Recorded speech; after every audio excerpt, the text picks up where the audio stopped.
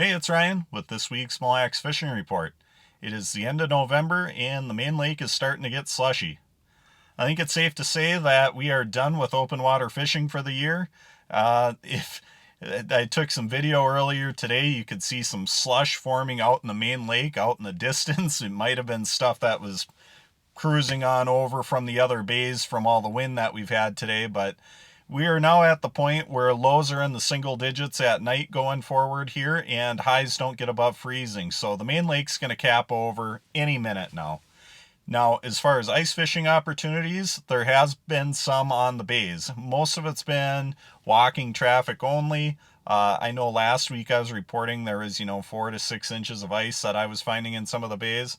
But this week, what I noticed is we have about 2 inches more than what we had last week, give or take a little bit.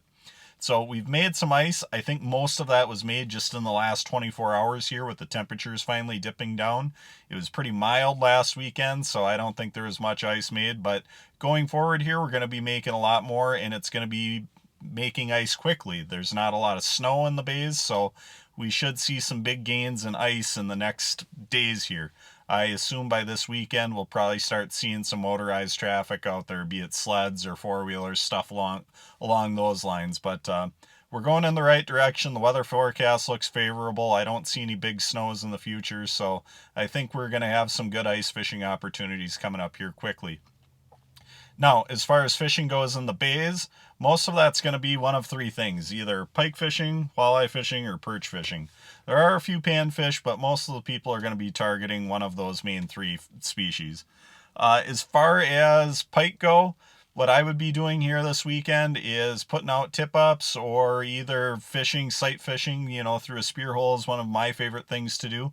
But just a big shiner or a medium-sized sucker minnow on a plain hook. You can put it down, within a couple feet of the bottom, but one of my favorite tricks is to put it only about a foot under the ice. And that's a great way to catch northerns out of the lake. You definitely want to look for green weeds. You'll see those in that 10, 12 feet of water for the most part. But green cabbage is generally the best place to find pike in the bays right now. Perch fishing, that's another great opportunity. Most of the fish are going to be little, but there are a few keepers being caught. I would say if you're getting a lot of action and most of them are little fish, I'd probably fish with a jigging spoon with bugs on it. You just waxworms or Eurolarva spikes. The spikes and Euros work really well because the little ones can't pick them off as easy, but a little 16th or an 1/8 ounce jigging spoon is a great way to help sort through the little fish and only get the bigger ones to bite. Now, if the perch are being a little bit reluctant, you have a bit of a front going through it, it's always a good idea to just keep some small tungsten jigs, gold or something bright or a couple of good colors. But just a little tungsten jig with spikes on it is another great way to catch perch, in between the walleyes and pike. The third thing is the walleyes. And typically when fishing the bays, I find that early season, most of the walleye activity tends to be morning and evening. And that, I think, has a lot to do with the light. Right now we don't have a lot of snow cover on the lake. There's not a lot of ice out there, so the sun's penetrating the ice really well, and the walleyes typically favor that lower light conditions. Now, if we had a foot of snow on the ice, I would say definitely throughout the day you could probably catch fish, but right now I think that's going to be more of a morning evening thing. When I'm looking for walleyes in the bays, I'm looking for one thing, and that's transitions. Now, you'll find fish in the weeds along with the pike and the perch, but when you can find a hard bottom to a soft bottom transition, that's what really groups up the walleyes together. Something in that 10, 12 feet of water where you got cabbage joining up to that hard bottom transition, that's ideal. So wherever you can find those spots, that's where you need to be parked in the morning and evening, and that's where you're going to have your best walleye fishing.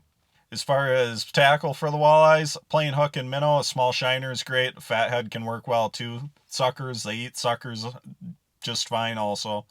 But a plain hook and a minnow, somewhere between a foot, foot and a half off the bottom, that's a great way to get the walleyes on your dead stick.